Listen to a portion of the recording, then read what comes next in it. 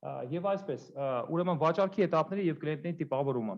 Նյութը բավական հարուստ է եւ բավական ընդարձակ, եւ որպեսի բոլորիդ այն հասու լինի, ես հնարավորինս կրճատել եմ։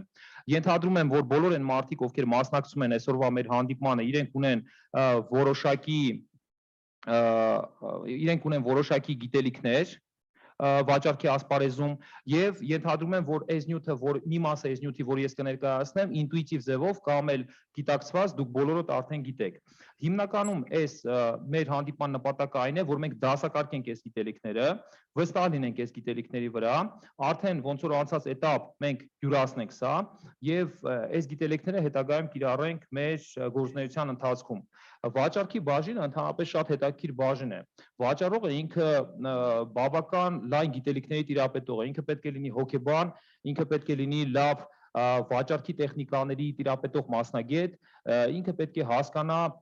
ժամը, տեղը, իրադրությունը, որպեսզի կարողանա հաջող վաճառքներ իրականացնել։ Այդտեղ նաև մտնում է սեփական կամպանիայի կամ ընկերության պատմությունը, ինչպես նաև տվյալ անձի որակական հատկանիշները։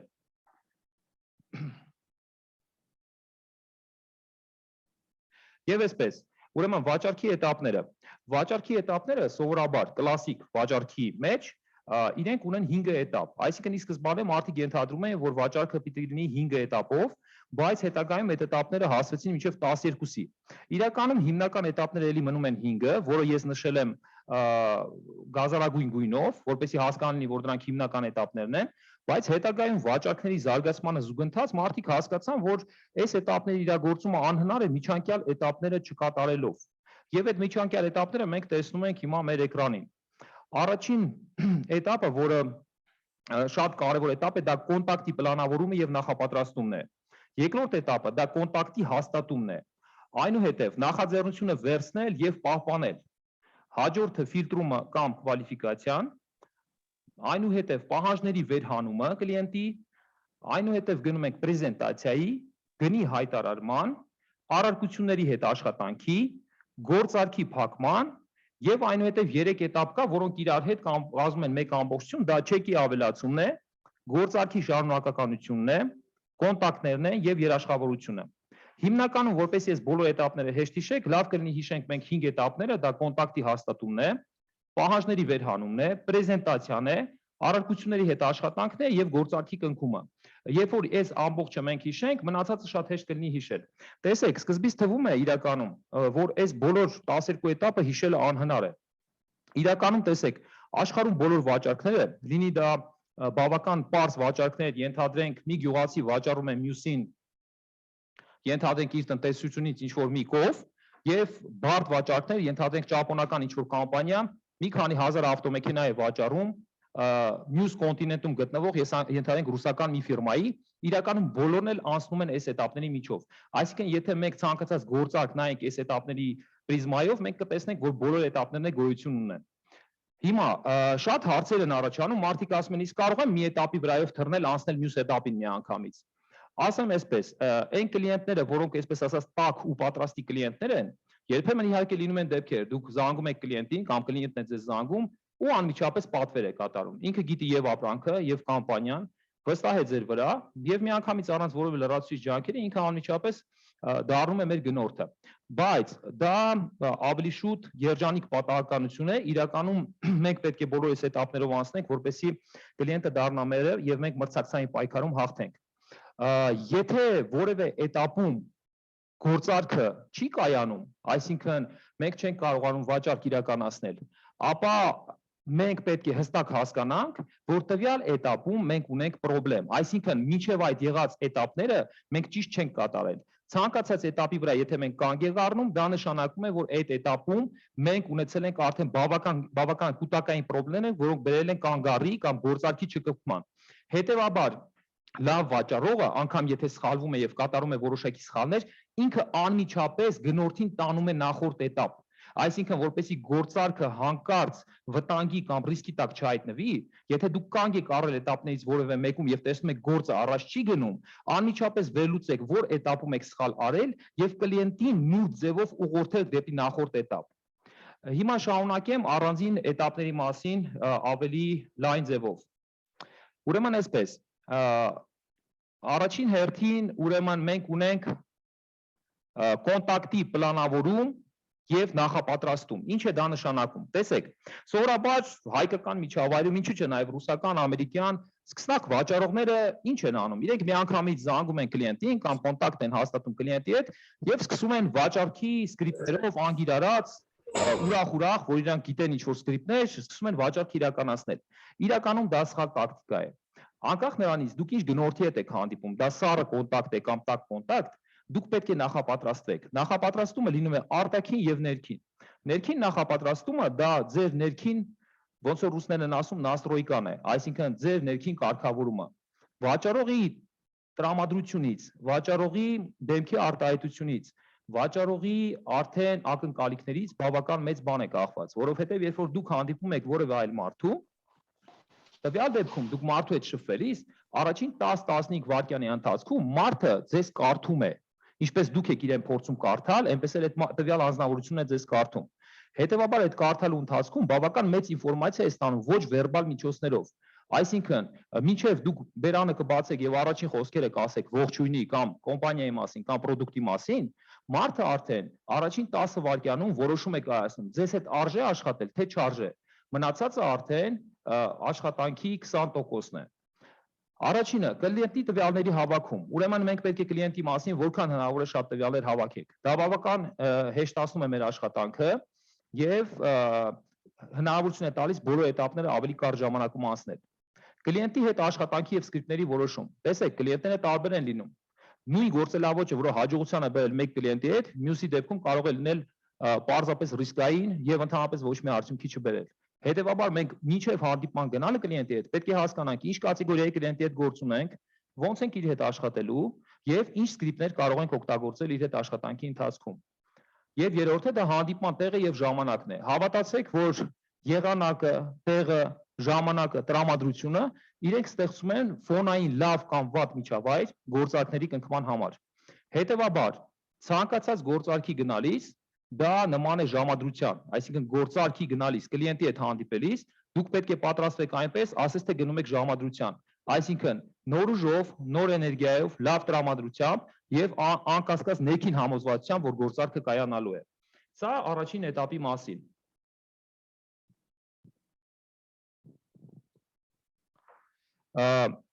Ուրեմն հաջորդ էտապը դա կոնտակտի հաստատումն է։ Տեսեք, առաջին անգամ դուք ֆիզիկապես տեսնում եք ձեր կլիենտին։ Գործում է 15 վայրկյանի օրենքը։ Նախորդ սլայդում ես արդեն ասացի, որ մարդիկ իրար գնահատում են 15 վայրկյանի ընթացքում։ Լինի դա տղամարդ թե կին, լինի տղամարդ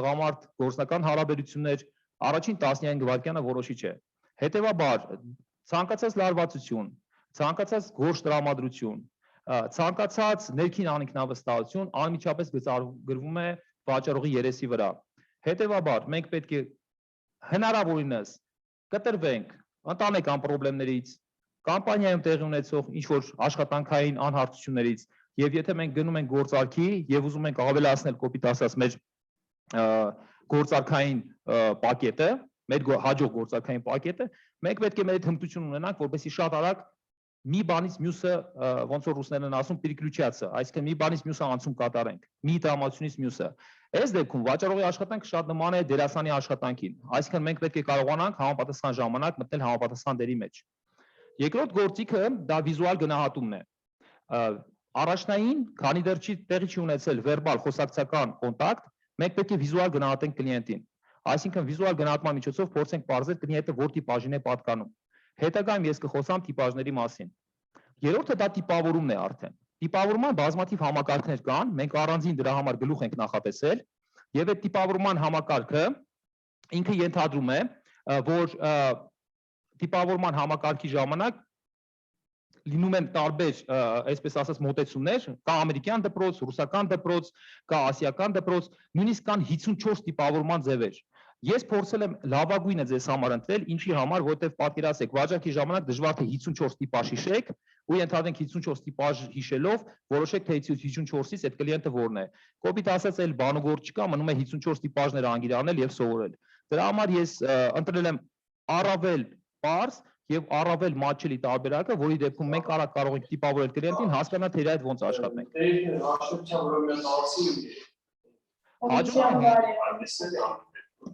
մի խնդրանք ունեմ էլի, որևէ մեկի մոտ միքրոֆոնը միացված է, անջատեք, highline արտացոլման օրենքը, ուրեմն եթե որևէ մեկը կարդացել է Ալամպիզի գրքերը, մենք գիտենք, որ խոսակցին մենք դառնում ենք ավելի հաճելի, եթե highline արտացոլում ենք իր շարժուձևը։ Դա իհարկե չպետք է վերածվի կապկելու կամ ինչ-որ ծաղրելու որևէ փորձի, որովհետև այդ դեպքում կլիենտը անմիջապես կզգա եւ այդ ամեն ինչը անարդյունք կանցնի։ Այդ ամեն ինչը պետք է անել բավական հանգիստ ձևով եւ highline արտացոլման օրենքը չի ենթադրում, որ դուք անմիջապես highline արտացոլում եք անում, դա կարող է լինել մեկ այլ դիրք, որը շատ նման է կլիենտի դիրքին։ Հաջորդը կլիենտի տիպորոշումն է ըստ իր ինֆորմացիայի ստացման եղանակների։ Կլիենտները տիպորոշվում են դրանով 3 տեսակի՝ աուդիալ, վիզուալ եւ կինեսթետիկ։ Հիմա այստեղ հարց է առաջանում, ինչպես որոշեմ, կլիենտը աուդիալ է, վիզուալ է թե կինեսթետիկ։ Աուդիալը դրանք են մարդիկ են, որոնք ավելի շատ լսում են։ Վիզուալը այն մարդիկ են, որոնք ինֆորմացիան ավելի շատ ստանում են տեսողականից։ Եվ կինեսթետիկը այն մարդիկ են, որոնք զգայականով են ստանում ինֆորմացիան։ Այսինքն իրենք սիրում են հոտոտել, շոշափել եւ այլն եւ այլն։ Հիմա տեսեք, որպեսզի հասկանանք մեր առջև այս տիպաժներից որն է, ընդհանրապես ուշադիր լսում եք, թե ինչ բայեր է այդ մարդը օգտագործում։ Տեսեք, ես ինքս այս նոր օգտագործեցի տեսեք բառը։ Նշանակում է ես Եթե մարդը ասում է, գիտես ինչ, լսել եմ, որ հարևանիս մոտ արևային կայան կա, շատ լավն է, լսել եմ, նշանակում է աուդիալ է, նշանակում է հիմնական ինֆորմացիայի ընկալման աղբյուրը դա ականջներն են։ Եվ կինեսթետիկը կարող է ասել զգացիկ չէ, բայց զգացիկ չէ, եթե անընդհատ այդ բայերն են օգտագործում, նշանակում է տվյալ անձը կինեսթետիկ է։ Հետևաբար մենակ մարդու խոսակցության առաջին 3-4-5 րոպեի ընթացքում, եթե դուք ուշադիր եք լինում իր օգտագործած բայերին, դուք արդեն կարող եք որոշել, թե տվյալ անձնավորությունը որ տիպաժին է պատկանում՝ աուդիո, վիզուալ թե կինեսթետիկ։ Հաջորդ սխեման, որ կարող ենք օգտագործել, դա NLP վաճառքի տեխնիկան է։ Այդ տեխնիկայի վերաբերյալ ես ցանկանում եմ առանձին դասընթաց անել մեր վաճառող խմբի հետ։ Ինքը բավական ուշագրավ տեխնիկա է, կոպիտ ասած տվյալ դեպքում մենք գործ ենք ունենում հաճախորդի ուղեղի հետ եւ իրենց եւ կարողանում ենք աշխատել իրենց ուղեղի հետ անմիջականորեն, հասկանալով այն գործընթացները, որ տեղի ունենում հաճախորդի ուղեղում։ Եվ կա եւս մեկ սխեմա, որը շատ տարածված է եւ գովազդում եւ մարքեթինգում եւ վաճառքում, ինքը կոչվում է AIDA։ AIDA սխեմայով աշխատելու դեպքում առաջինը դուք գրավում եք ուշադրություն, հետո առաջացնում եք հետաքրքրություն product-ի նկատմամբ, այնուհետև կլիենտի մոտ առաջանում է ցանկությունը անմիջապես տիրապետել այդ product-ին եւ չորրորդը գործողությունն է, այսինքն դուք դրդում եք կլիենտին գործողության։ Ժողովուրդ, մի խնդրանք, միկրոֆոնը անջատեք, ձեր բոլոր խոսակցությունները լսվում է։ Ում մոտ միկրոֆոնը միացված է, անջատեք։ Անցնում ենք հաջորդ սլայդին։ Ուրեմն հաջորդ սլայդը կոչվում է նախաձեռնությունը վերցնել եւ պահպանել, այսինքն սա հաջորդ этаպն է։ Տեսեք,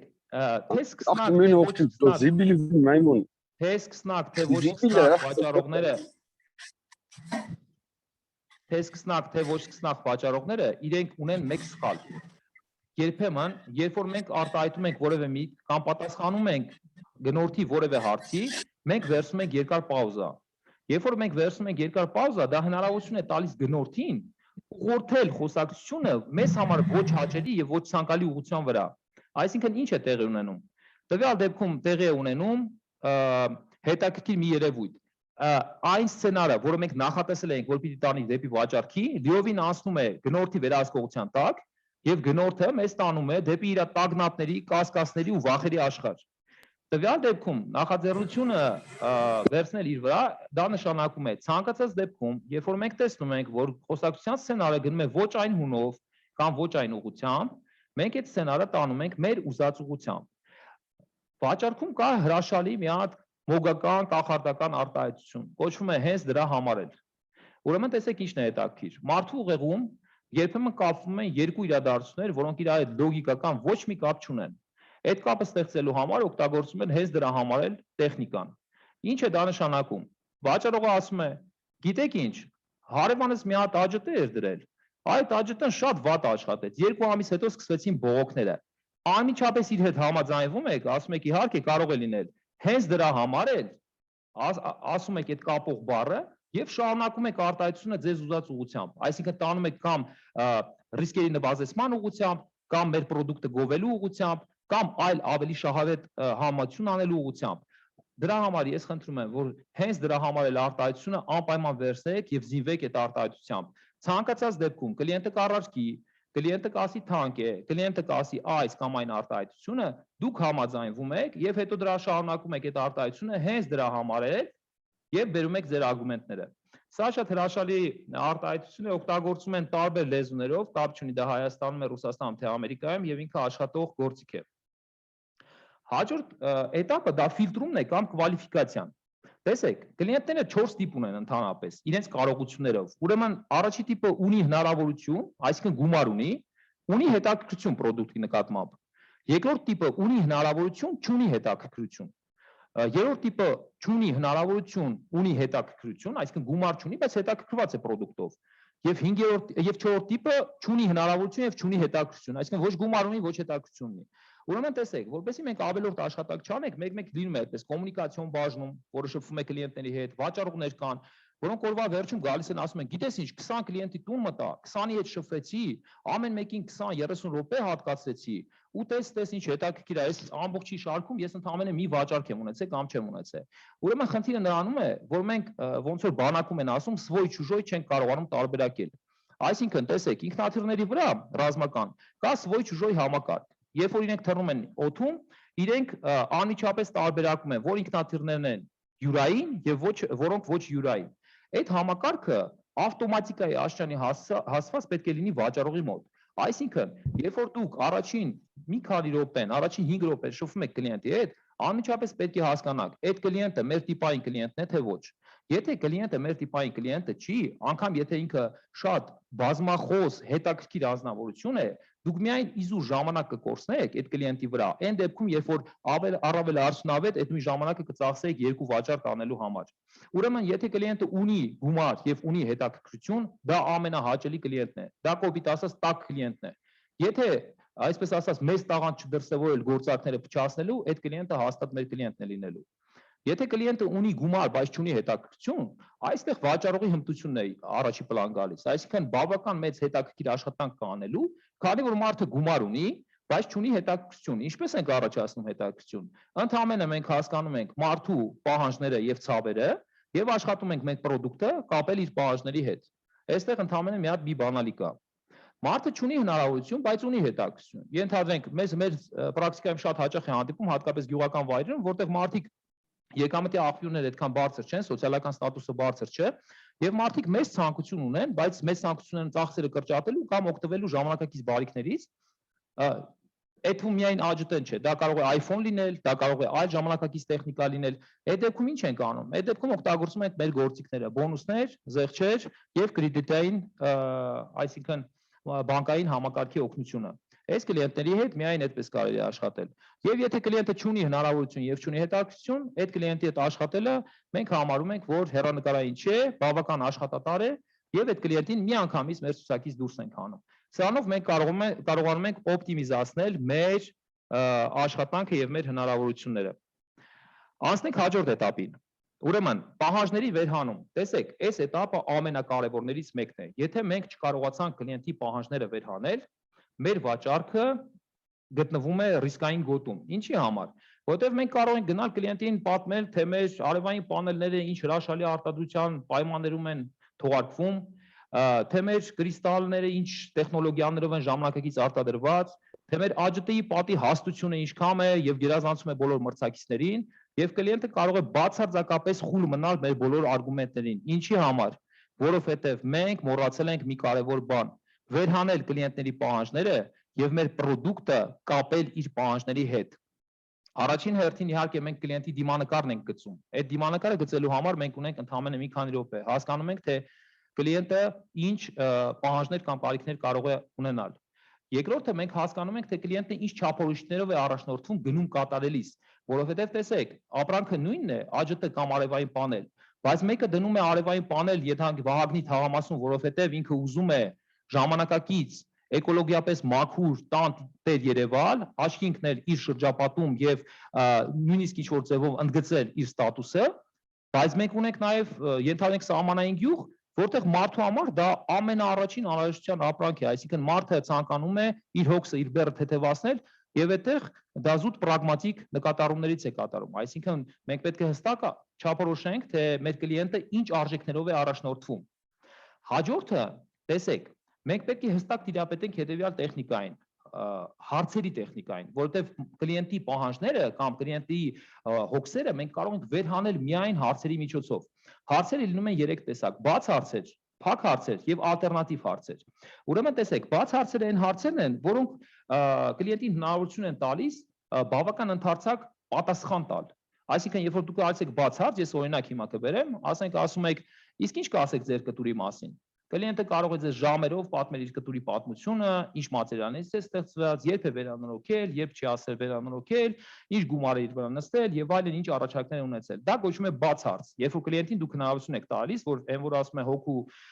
եղած-չեղածը ձեզ պատմի։ Փակ հարցերը, դրանք այն հարցերն են, որոնք ունեն ընդամենը 2 պատասխան՝ այո կամ ոչ։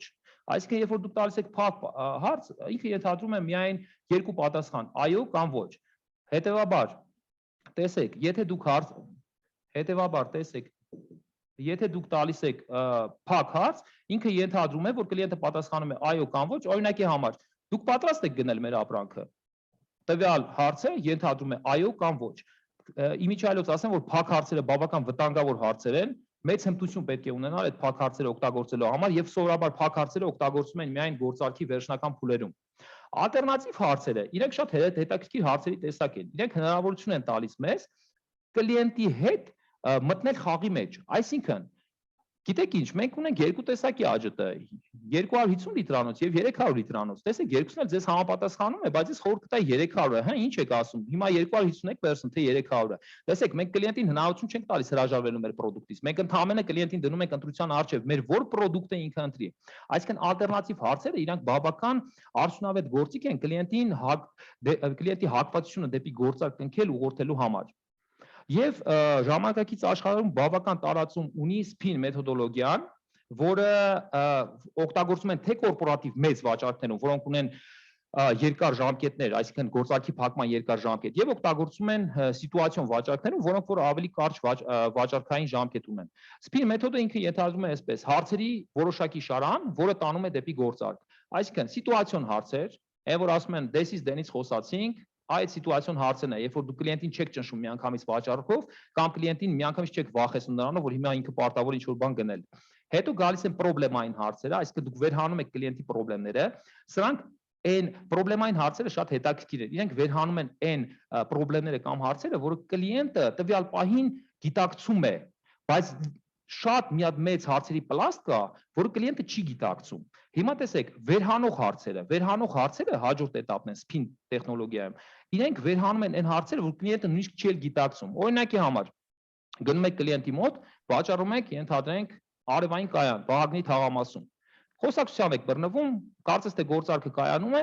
մեկ էլ կլիենտին ասում եք, բայց գիտեք ինչ, մենք ունենք նաև էլեկտրական ավտոմոբիլներ։ Հասկանում եք կլիենտի տիպաժը, կլիենտի մոտիվացիան, կլիենտի արժեքները, կլիենտը ուզում է իր ստատուսը ընդգծել։ Մենք ունենք բավական լավ ավտոմեքենա Netаю, որը նույնիսկ բիզնես դասի կլիենտների համար բավական հետաքրքիր առաջարկ է։ Այս դեպքում տեսեք ինչ հետաքրքիր է, մինչև մեր հայտնվելը կլիենտը չուներ այդ պահանջը էլեկտրական ավտոմեքենա գնելու։ Բայց երբ որ մենք վերհանող հարցը տվեցինք, իր գիտակցված պահանջներին ավելացավ եւս մեկ պահանջ։ Բա գիտեք, ճիշտ եք ասում, ես էլեկտրական ավտոմեքենա էլ կարող եմ նայել եւ կարող է որոշում ընդունել։ Եվ վերջում գալիս է SPIN մեթոդոլոգիայի մեջ ուղղորդող հարցերը, այսինքն մենք կամած ուղղորդում ենք դեպի գործարքի փակմանը։ SPIN մեթոդոլոգիան ինքը բավական ընդարձակ եւ հետաքրքիր գործիք է, կարծում եմ մեկ առանձին թեմա կարելի է իրան նվիրել։ Մի խոսքով, պահանջների վերհանումը բավական կարևոր էտապ է, խնդրում եմ ուշադրություն դարձնել այս էտապի եւ բավական լուրջ վերաբերվել, որովհետեւ առանց այս պահանջների վերհանման մենք չենք կարող կլիենտի հետ աշխատել։ Անցնում ենք հաջորդ էտապին։ Ուրեմն տեսեք, հաջորդը պրեզենտացիան է, ոչ պակաս կարևոր էտապ, որտեղ կլիենտը վերջապես հասնում է այն էտապին, երբ պիտի ծանոթանա մեր պրոդուկտին եւ մեր կամպանիային։ Ուրեմն տեսեք, պրեզենտացիա անելու համար նախ եւ առաջ մենք պետք է սկսենք մեզնից։ Որքան էլ լավ լինի ընկերությունը, որքան էլ հրաշալի լինի մեր պրոդուկտը, եթե մենք չենք կարողանում ճիշտ պրեզենտացիա անել մեզ, մենք չենք կարող վաճառել մեր ապրանքը։ Վաճառողների մեջ այսպեսի մի հատ խոսք կա, սկզբից քեզ ես վաճառում, հետո ապրանքը։ Դրա համար առաջին կետով պետք է վստահ լինել սեփական ուժերի վրա, որովհետև ձեր վստահությունը փոխանցվում է նաև կլիենտին։ Երկրորդ կետով պետք է վստահ լինել կամպանիայի վրա, տեսեք, մենք մեր կյանքի ընթացքում այս շատ կարևոր կետ է, էլի, բազմաթիվ ընկերություններ կարող է փոխենք, բայց եթե դու տվյալ պահին աշխատում ես տվյալ կամպանիայում, քո լոյալությունը կոմպանիայի հանդեպ, քո նվիրվածությունը որոշակի մակարդակով ընկերությանը, ինքը անմիջապես ազդում է վաճառքների վրա։ Հետևաբար դուք պետք է վստահ լինեք ձեր սեփական ուժերի վրա, սեփական անձի, սեփական գիտելիքների վրա, վստահ լինեք ընկերության վրա,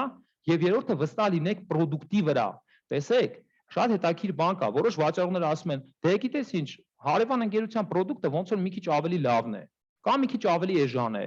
կամ մի քիչ չգիտեմ ինչ որ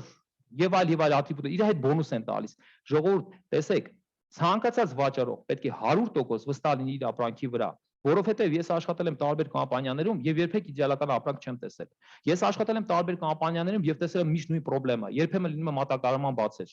Ես աշխատել եմ տարբեր կամպանիաներում եւ տեսել եմ, որ լինում է տարբեր խնդիրներ կապված ապրանքի փաթեթավորման եւ այլնի հետ։ Բայց այդ կամպանիաները, չնայած այդ ամենին, լավ վաճառքներ են իրականացրել։ Ինչի համար, որովհետև product-ը իդեալական չի կարող լինել։ Product-ի արժեքը դուք եք ձևավորում։ Product-ի արժեքը կլիենտի աչքերում դուք եք ձևավորում։ Հիշեք, product-ը ինքը իրեն ոչինչ չի կարող անել։ Եվ հաջորդը հենց վերջի կետը, որ ուզում եմ իմանալ, դա իմանալ product-ի հավելյալ արժեքների մասին։ Ինչի համար, տեսեք, product-ը ունի տեխնիկական խարակտերիստիկաներ։ Ասենք, արևային պանելը ունի հետևյալ հզորությունը եւ այլն եւ այլն։ AGT-ն ունի հետևյալ ծավալը եւ այլն, թողունակություն եւ այլն։ Բայց դրանք ոչինչ չեն ասում կլիենտին, քանի դեռ հավելյալ արժեք դուք չեք ստեղծել իրենց աչքերում։ Իսկ հավելյալ արժեք ստեղծելու մեխանիզմը դա հասկանալ կլիենտի շարժառիթները կամ հոգսերը եւ կապել դա product-ի հետ։ Միանգամից ստեղծում եք հավելյալ արժեք։ Հիմա տեսեք, երբ որ պրեզենտացիա եք անում, անպայման պետք է սկսել հետևյալ հաջորդականությամբ։ Այսինքն այն ինչ որ ես ասում եմ, դա փորձարկված է հարյուրավոր կամպանիաներում, կոպիտ ասած վաճառքի գուրուները կամ վարպետները համաշխարհային անունով այդ մասին ասում են, հետեւաբար մենք ունենք մի պատկեր, որտեղ որ ամեն ինչ որ ասում է փորձված է։ Այնպես որ վստահորեն կարող եք վերցնել եւ օգտագործել ձեր պրակտիկայում։ Ուրեմն հիմնական կետերը պրեզենտացիա։ Առաջինը դա կամպանիան է պրեզենտացիանում, ընկերությունը։ Այսինքն մենք սկսում ենք վստահության ձևավորումը կլիենտի աչքերում։ Ընկերության պատմությունը, ընկերության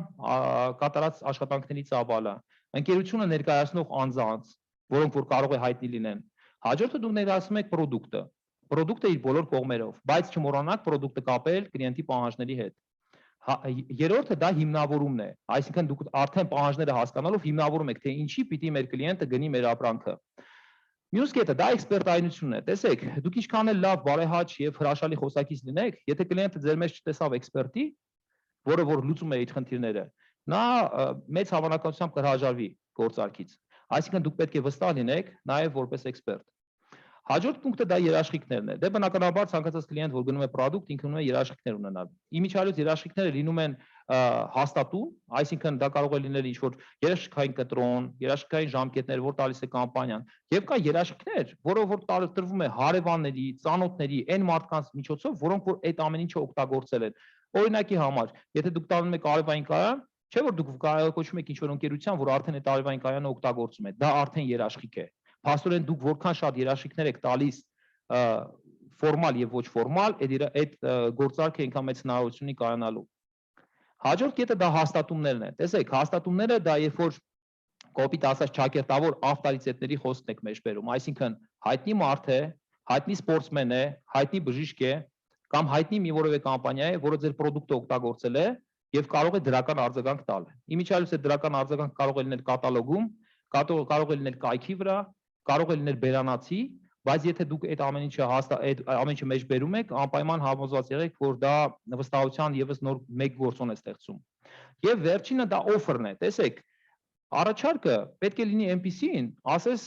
կնոջն եք առաջարկ անում ամուսնության, այսինքն այդ առաջարկից հրաժարվել չպետք է լինի։ Առաջարկը պետք է լինի, տեսեք, այդ հանդիսավոր պահը, դուք այս ամեն ինչը իրոք տքնաջան աշխատանք է, դուք կատարում բերում հասնում եք մի պահի, կատարում բերում հասնում եք մի պահի, երբ որ կուլմինացիոն պահ է, երբ որ այս ամեն ինչի, այսպես ասած, պսակն ու զարդը պետք է տեղի ունենա, դա offer-ն է, դա առաջարկն է։ Հետևաբար առաջարկը երբեք չպետք է լինի բանալ, սովորական, խոսքի մեջ, առաջարկը ինքը պետք է հատուկ ընդգծված լինի, որպեսզի մարդը հասկանա պահի կարևորությունը եւ այն քայլի կարևորությունը, որ ինքը կատարում է։ Այսինքն դուք պետք է արժևորեք այդ քայլը, երբ որ կլիենտը ձեզնից ապրանք է գնում կամ product, դուք պետք է անպայման արժևորեք դա։ Դրա մասին է խոսքը, այսինքն offer-ը ինքը պետք է լինի բավական գեղեցիկ ձևավորված։ Հիմա անցնենք հաջորդ կետին, դա գնի հայտարարումն է։ Տեսեք, գնի հայտարարումը ամենացավոտ կետերից մեկն է վաճառողների համար։ Ինչի համար, որտեղ անպայման կլինեն կամպանիաներ, որոնք ավելի ցածր գնով են վաճառում, բնականաբար։ Ամենացածր գինը չեք կարող տալ, որտեղ այդ դեպքում կհայտնվեք outsider-ների շարքում։ Ուրեմն գնի հայտարարման դեպքում վաճառողները անում են կլասիկ հետևյալ սխալը։ Եղբայր, ինչ արժե է սաժտն 410,000 ու երկարատև պաուզա։ Այդ երկարատև պաուզան, ինչքան երկար եք պահում, այնքան հնարավորությունը ձեր վաճառքի նվազում է եւ այնքան կասկածներ ու մտահոգություններ են առաջանում կլիենտի գլխում։ Տեսեք, որպեսզի մենք գնառաչարկը կարողանանք ճիշտ ձևով մատուցել, երկու տեխնիկա կա։ Մեկը կոչվում է գնացքի տեխնիկա, մյուսն էլ կոչվում է բուտերբրոդի տեխնիկա։ Ուրեմն գնացքի տեխնիկան տեսեք, գնացքը երբ որ շարժվում է, վագոնը վագոնի հետևից է, չէ՞ գնում։ Ուրեմն այդպես էլ մենք պետք է անենք։ Երբ որ հայտարարում եք գինը, դուք պետք է գինը հայտարարեք իմիջիայլոց եւ անմիջապես անցում կատարեք որևէ ապրանքի առավելությունը շեշտող փաստի կամ ընկերության առավելությունը շեշտող փաստի։ Հա, գիտեք, ԱԺՏ-ն 410,000 արժե, իմիջիայլոց մեր կազմակերպությունը վերջերս 26 հատ ԱԺՏ տեղադրեց արդիկում։ Այսինքն դուք հայտարարում եք գինը եւ անմիջապես անցում եք կատարում մեկ այլ փաստի, շեղում եք ուշադրությունը կլիենտի։ Երբեք չի կարելի գինը հայտարարել եւ դրա վրա կանգ առնել կամ դրա վրա փորձել ինչ-որ խոսակցություն ստեղծել։ Գինը հայտարարվում է եւ անմիջապես անցում է կատարում այլ թեմաների։ Բուտերբրոդի տեխնիկա, տեսեք, շատ կամպանիաներ ինչ են անում։ Իրենք ստեղծում են եւս մեկ կատեգորիա ապրանքների, օրինակ ենթադրենք մենք ունենք ԱԺՏ, որը 410-420 արժե, ենթադրենք, եւ մենք ստեղծում ենք մեկ այլ ԱԺՏ, որը զարդարված է Swarovski ադամանդներով, եւ իր գինը 520,000 է։ Մենք կլիենտին ասում ենք, գիտես ինչ, ճիշտ ասած, մենք ԱԺՏ ունենք Swarovski, ինքը 520,000 արժե, այնտեղ շտիգեն բառը Swarovski ադամանդներով է գրված, կլիենտը մի անգամից շշմում է, իրականում շշմում է, ասում են, եղբայր, չէ, գիտես ինչ, ոնց որ ու այդ պահին մենք իրան ընդհատում ենք, ասում ենք, բայց հատուկ քո համար մենք ունենք մեկ այլ առաջարկ 420-ով, ճիշտ ասած, Swarovski-ն ոչ մի օգուտ չի տալիս։ Իրականում ամեն ինչ այդտեղ նույնն է, այդ դեպքում, երբ որ դուք այդպիսի արտահայտություն եք անում, միանգամից կլիենտի համար դառնում եք յուրային, այսինքն դուք կլիենտի համար փորձում եք այլ լուծումներ գտնել։ Հետևաբար այդ բուտերբրոդի տեխնիկան նույնն է, երբ որ դուք տալիս եք մի հատ անպետք ապրանքի գին, որը որ չարժե նույնիսկ գնել, դա կարող է նույնիսկ մրցակցի ապրանք լինել։ Դուք ասեք, հա դե շուկայում ԱԺՏ կա, որ 300,000 արժե, բայց ինքը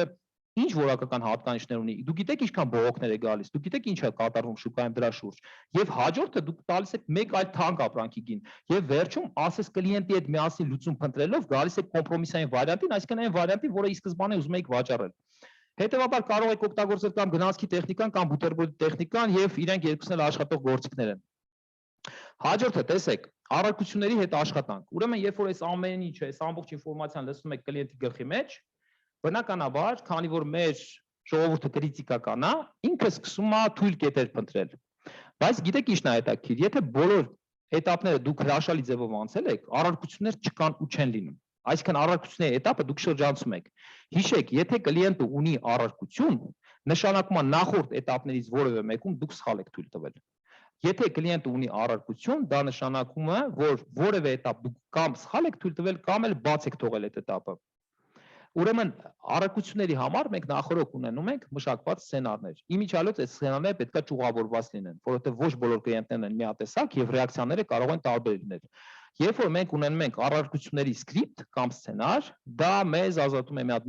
մեծ գլխացավանքից։ Հետևաբար, երբ որ մենք գնում ենք վաճառքի բաժնի ղեկավարի օգնությամբ մենք մեր այդ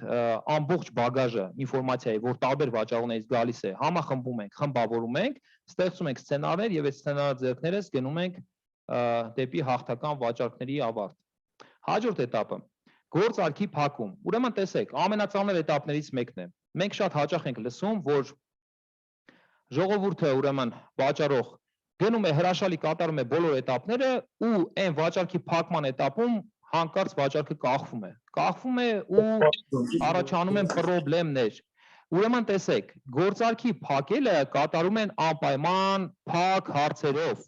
եւ իսկ ավելի լավ է ալտերնատիվ հարցերով։ Այսինքն փակ հարցերը հիշում եք, ես ասացի վտանգավոր հարցեր են, դենք ընդհանրապես երկու պատասխան է պահանջում, այո թե ոչ։ Եվ շատ հնարավոր է որ կլիենտը պահի ազդեցության տակ ոչ պատասխանի։ Բայց երբ որ կլիենտին դուք հասունացել եւ հարցել եք գործարքի կատարման աստիճանի եւ վստահ եք գործարքի վրա, դուք կարող եք տալ փակ հարցեր։ Դե ինչ, կնքում ենք պայմանագիրը։ Եկեք շտապ կնքենք այսօր, որտեղ վաղը գները կարող է թանկանան։ Ամբողջ աշխարհում տրանսպորտիրովկան թանկանում է, հակական կոնկուրենտները գները բարձրացնում են, եթե այսօր չգնեք, վաղը համոզված եղեք, որ ինքը մի 20-30,000 ավելի թանկ է վաճառվելու։ Այսինքն դուք կարողանում եք փակել շատ արագ։ Բայց ալտերնատիվ վաճառքները ինքը եւս հրաշալի գործիք է։ Դուք ասում եք, դե գիտեք ինչ, մի խոսքով գնելու մասին որոշումը կայացած է, եկեք որոշենք 300 եք վերցնում թե 360 լիտր։ Այսինքն ալտերնատիվ հարցերը նույնպես կարող են փակող հարցեր հանդիսանալ գործարքի համար։ Հիմա անցնենք հաջորդ էտապներին, 3 էտապ իրար հետ եմ գրել ժողովուրդ, որպեսզի շատ չծանրացնեմ, ուրեմն տեսեք, երբ որ մենք կլիենտի գործարքը փակեցինք, սովորաբար կամպանիաների մի մասում կլիենտի մասին կամ մոռանում են, կամ էլ ասում են, դե հիմա ինքը ԱՋՏ է առել, էլ ինչ է դա գործ ունենանք, էլի, ոնց որ թե երկրորդ ԱՋՏ-ը խոտ չի դնելու քրշի վրա։ Հիմա այսպեսի մի հատ բան, ուրեմն երբ որ մենք կլիենտին վաճառում ենք որևէ ապրանք, մենք անպայման հիշում ենք, որ մեր կամպանիան ունի բազմաթիվ այլ ապրանքներ։ Եվ մենք նաև կարող ենք լուծումներ առաջարկել կլիենտին։ Իհարկե ոչ բոլոր կլիենտների դեպքում է դա գործում, բայց մենք կարող ենք cross-sell անել, այսինքն վաճառել նաև այլ ապրանքներ, upsell անել կամ այսինքն դրան վերադիր ինչ որ ապրանք եւս վաճառել։ Ենթադրենք մեր բանը Stigen Power Box-ը ասենք վաճառել։ Դա էլ է հնարավոր։ Եվ գործարքի շարունակականություն, դա ինչ է նշանակում։ Լավ, մենք ունեցանք մի կլիենտ, այդ կլիենտը մեզ գործարք բերեց, բայց չէ՞ որ այդ կլիենտը ունի հարևաններ, այդ կլիենտը ունի բարեկամներ։ Հետևաբար, եթե մենք լավ հարաբերություններ այդ կլիենտի հետ պահպանում ենք, հետ սպասարկման մեր կոմունիկացիոն բաժինը կարողանում է կլիենտի հետ ոչ տարվա ընթացքում այդ կապը պահպանել, հաստատ համոզված եղեք, որ կլիենտը մեկ այլ կլիենտ է բերելու, ուղղակի կամ անուղղակի ձևով։ Եվ վերջում կոնտակտներ եւ երաշխավորություն։ Սա այն է, ինչ որ մենք ասում ենք վաճառքների դեպքում, երբ որ մեկը մյուսին երաշխավոր է կանգնում։ Տեսեք, եթե որևէ միջին գործարար ենթադրենք իր արտադրության կամ ռեստորանի գլխին դրվեց որևէ արևային կայան, հաստատ համոզված եղեք իրենք նետվորքային մարդիկ են, այսինքն շփվող մարդիկ են, եւ եթե ինքը բավարարված է մեր սպասարկումից եւ մեր ապրոդուկտից, ինքը անպայման երաշխավոր է կանգնելու մեկ այլ վաճառքի։ Հետևաբար վաճառքը փակելուց հետո շատ կարևոր է այս 3 էտապները ուշադրություն դարձնել, այսինքն կլիենտը մեզ համար չի վերջանում, մենք կլիենտի շարունակում ենք մեր հարաբերությունները։ Ընդհանրապես ամերիկյան բիզնեսի մեջ կա այսպիսի մի հատ հասկացություն lifetime հարաբերություններ, այսինքն ամբողջ կյանքի ընթացքում, քանի կլիենտը կարողանում է եւ վճարունակ եւ կարողանում է մեզ հետ հարաբերվել որպես գնորդ, մենք այդ հարաբերությունները պահպանում ենք իր հետ։ Մի խոսքով, ինչ խորհուրդ կտայի, սա այս բոլոր գործիքները, որ ես պատմեցի, իրենք ենթադրում են, որ բնականաբար դուք միանգամից չեք կարող այդ ամեն ինչը օգտագործել։ Ես ես խորհուրդ կտայի սա կոնսպեկտել եւ տեսեք ինչն է հետաքրքիր, եթե դուք մեկ շաբաթ 10 օր կլիենտների հետ աշխատելիս գիտակցաբար մոտենաք այս գործիքները օգտագործելով, հաջորդ անգամ այդ հասնում է ավտոմատիզմի աշճանի, եւ եթե դուք ունենք այդ ավտոմատիզմի աշճան, դուք այլևս չեք էլ մտածում, թե որ этаպով անցաք, ինչպես անցաք, ինչ օգտագործեցիք եւ այլն եւ այլն։ Հետեւաբար խորհուրդ եմ տալիս անպայման սա օգտագործել, այլապես այս ամեն ինչը պրոստը կմոռացվի եւ ոչ մի օգուտ չի տա մեզ մեր հաջորդական գործողությունների համար։ Տեսեք, մի փոքր ընդմիջում անեմ, ուրեմն շատ հետաքրքիր մի հատ անիվ է սա։ Սա մեր այս դասընթացին այդպես ուղղակիորեն չի վերաբերում, բայց վերաբերում է ընդհանրապես մենեջերներին։ Ուրեմն սա կոչվում է կյանքի անիվ։ Կյանքի անիվը սա մեր կյանքի բոլոր ասպեկտներն են։ Տեսեք, Ջոն Ադայր գոյ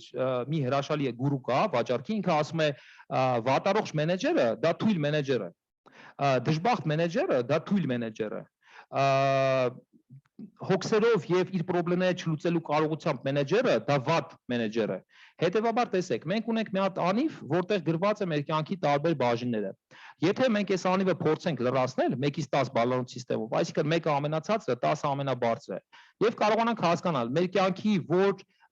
ասպարեզում ինչ աշճանի են գտնվում հարաբերությունները կամ ինչ աշճանի են գտնվում մեր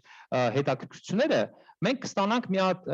հետաքրքիր դիագրամա, որտեղ կարող ենք տեսնել, թե մեր կյանքը բալանսի մեջ է գտնվում, թե ոչ։ Տեսեք, մենեջերի համար ոչ պակաս կարևորություն ունի իր կյանքի մյուս մասը, որը գտնվում է ոչ աշխատանքային ասպարեզում, որովհետև դա ուղղակիորեն անդրադառնում է մեր աշխատանքային հատկությունների վրա։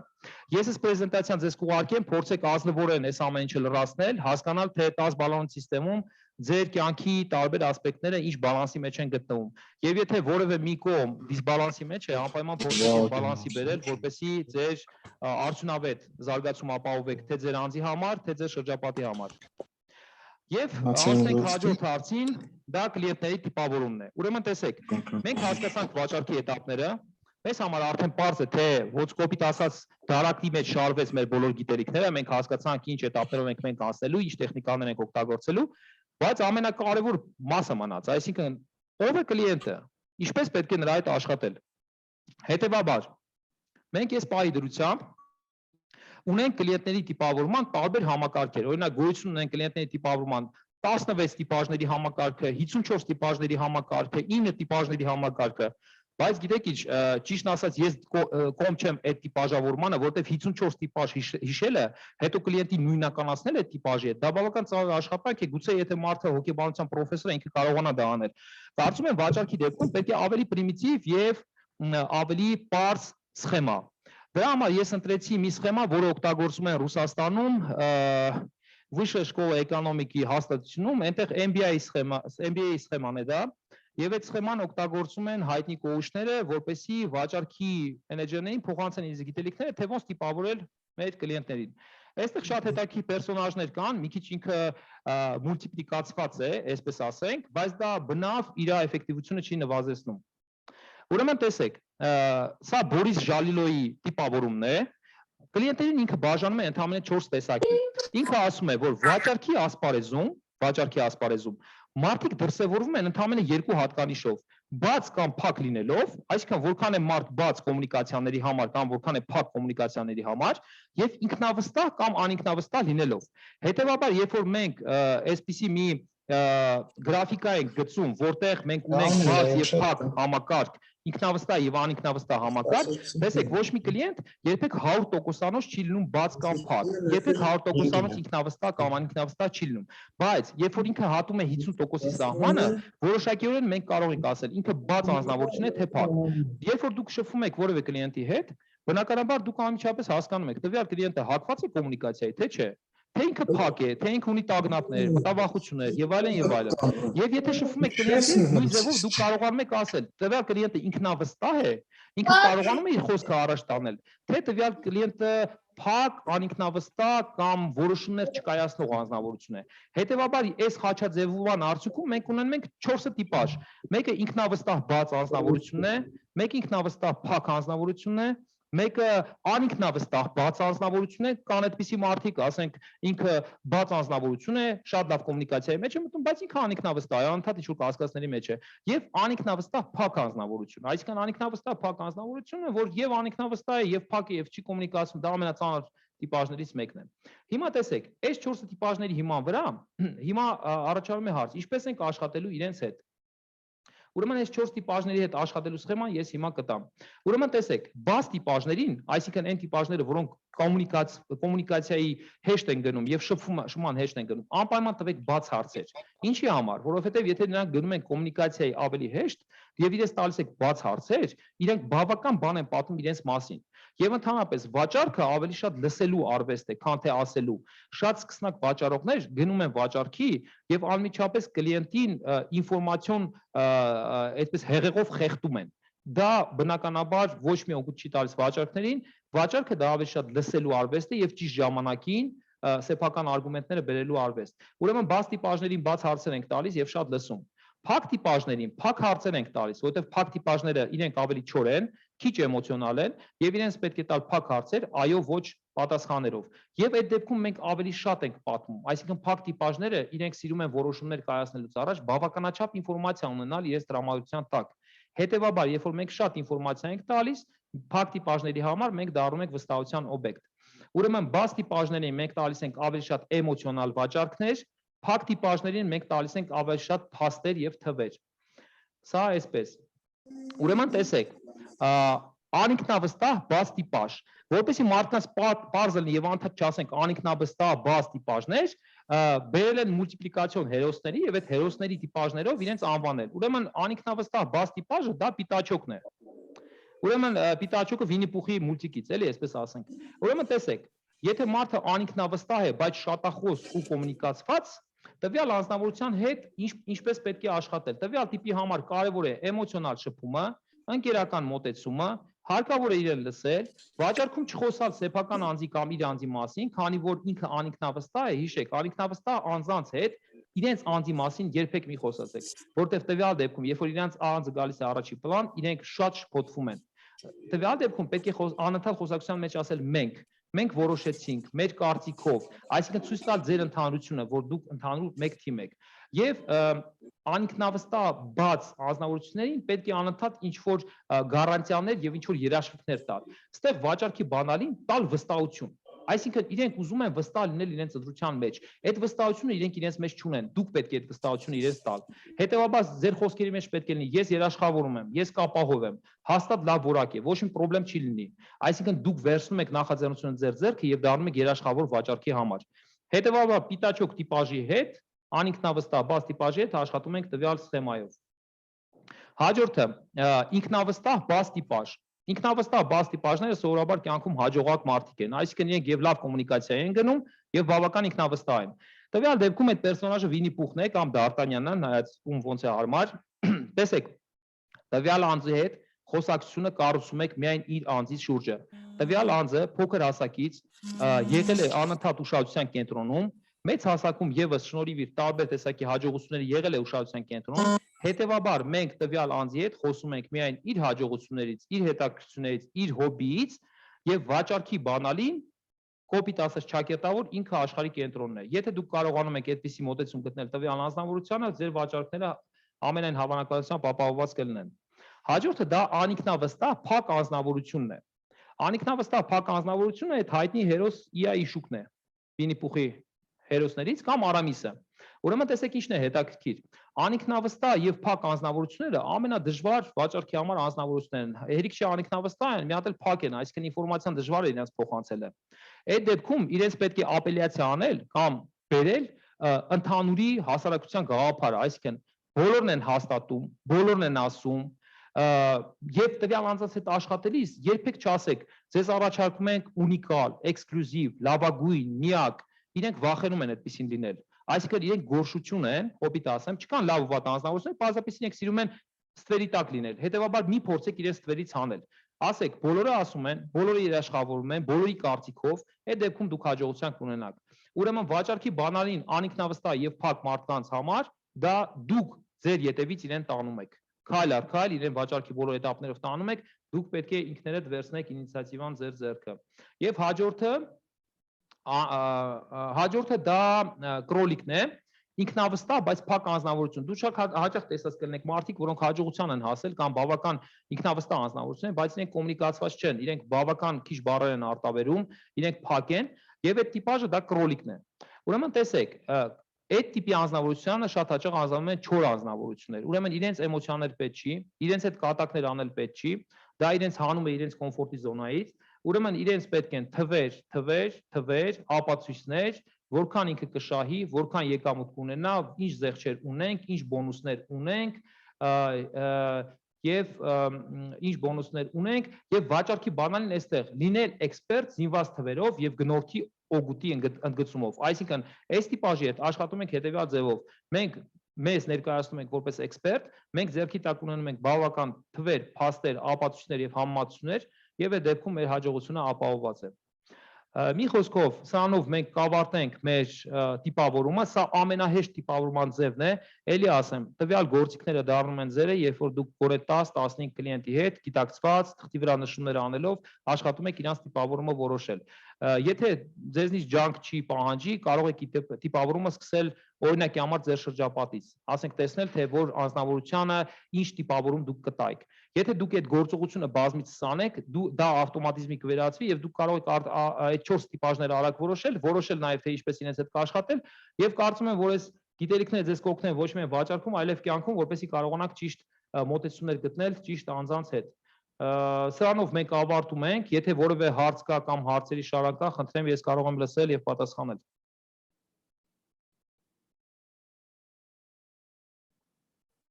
Կարեն ջան, նախ շնորհակալություն տրեյնինգի համար, երկու բառով ասեմ վաճառքի ցանցին, Կարենը երկար ժամանակ եւ վաճառքում ա եղել, հետո մարքեթինգում, այսինքն այս ամեն ինչից բացի նաեւ պրակտիկ աշխատանքներում ա եղել վաճառքի գործընթացներում։ Կարեն ջան, ես էլ կխնդրեմ այս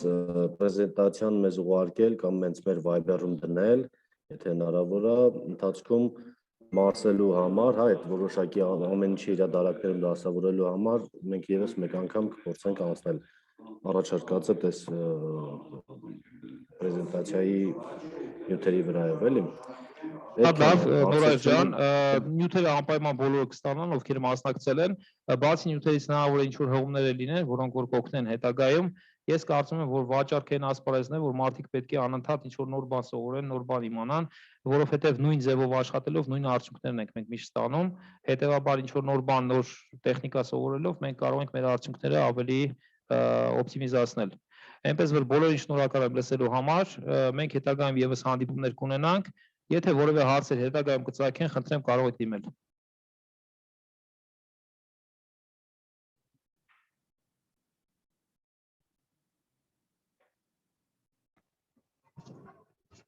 Շնորհակալություն, շատ օգտակար տրեյնինգ էր։